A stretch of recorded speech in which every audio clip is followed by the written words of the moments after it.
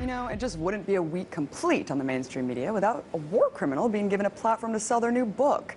Although W is now focused on finger-painting world leaders, another orchestrator of the invasion of Iraq and Afghanistan made the rounds on the corporate media last week. Yes, none other than Bush's partner in war crime from across the pond, former British Prime Minister Tony Blair. Here he is blaming the West's failure in Iraq on Islam as an undefeatable political ideology. This ideology is not going to be defeated by an engagement in Afghanistan, in Iraq, or even in these individual arenas.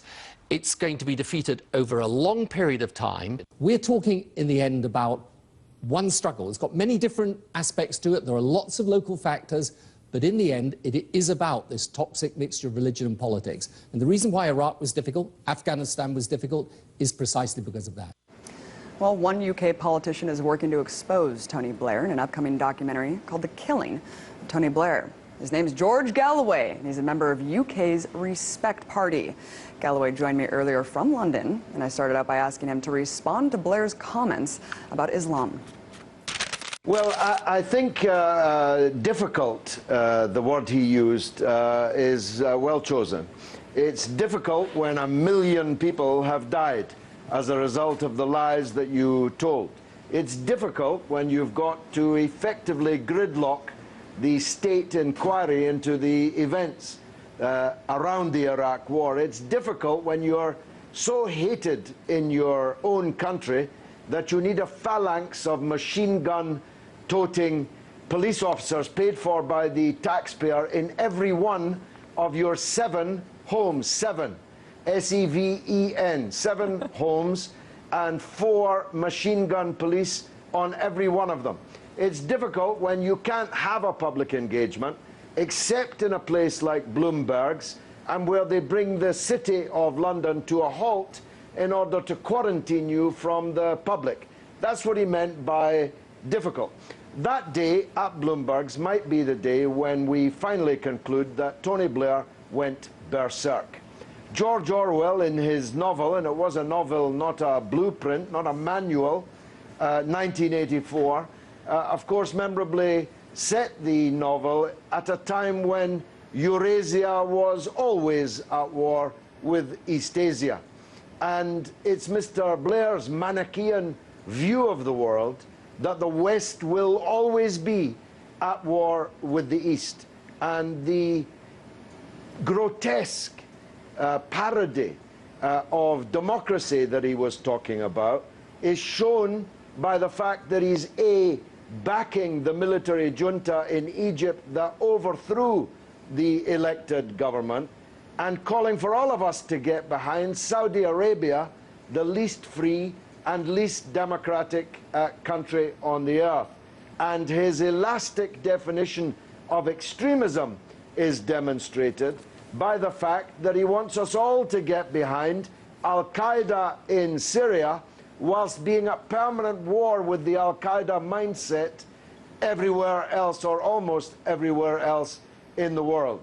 This was the edge of insanity from Tony Blair, but it dominated the British news agenda and even reached you in the United States for fully 48 hours, as if the oracle had descended amongst us with tablets of stone to distribute around us to discuss.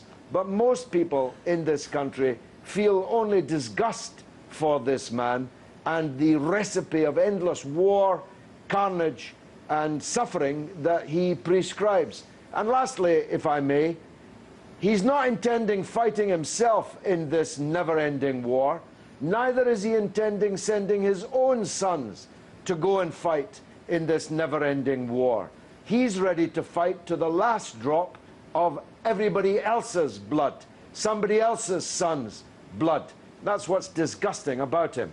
And it's no surprise, George, that so many American channels are giving Blair a platform to espouse his pro-interventionist views, which makes me thankful that I'm given a platform here to speak against all military intervention, to counter that narrative at least. But unfortunately, I've come under a lot of criticism because of the corporate media's Cold War resurrection, George. I recently did an interview on BBC that was completely pulled before it was even aired, after I criticized the UK government. What does that say about the state of media in the UK?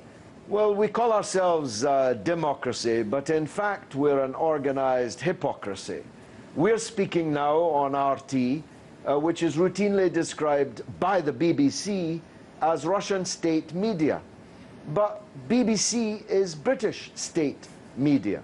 What you did over the Ukraine, no BBC correspondent would ever dream of doing vis-à-vis British policy that they disagreed with, if indeed they did disagree with it. There is no way that this Cold War rhetoric can be anything but damaging and debilitating for everyone in the world. And the battle lines are being drawn. John Kerry, more or less, called for RT to be struck off the air. In the liberal Guardian newspaper, God save us from liberals, I always say, they last week were drawing attention to the need for a state investigation into RT because its political line is not to the liking of these liberals. Presumably Fox News, which goes uncomplained of, is more to their liking. They can live with Fox News freely broadcasting on the British airwaves, but they can't, it seems, live with RT. And this tells you all you need to know about their skin-deep facade of liberalism and commitment to freedom of speech and freedom of assembly. I just returned this hour from Paris, where I was interviewing a man who spent 6 years on the Gaddafi torture tables. He was illegally rendered, which, as we both know, means he was kidnapped and sent to those torture tables by those paragons of liberalism, the United States and Great Britain. So when they tell you how much they believe in Western values, the faster you should count your spoons, as Oscar Wilde would put it.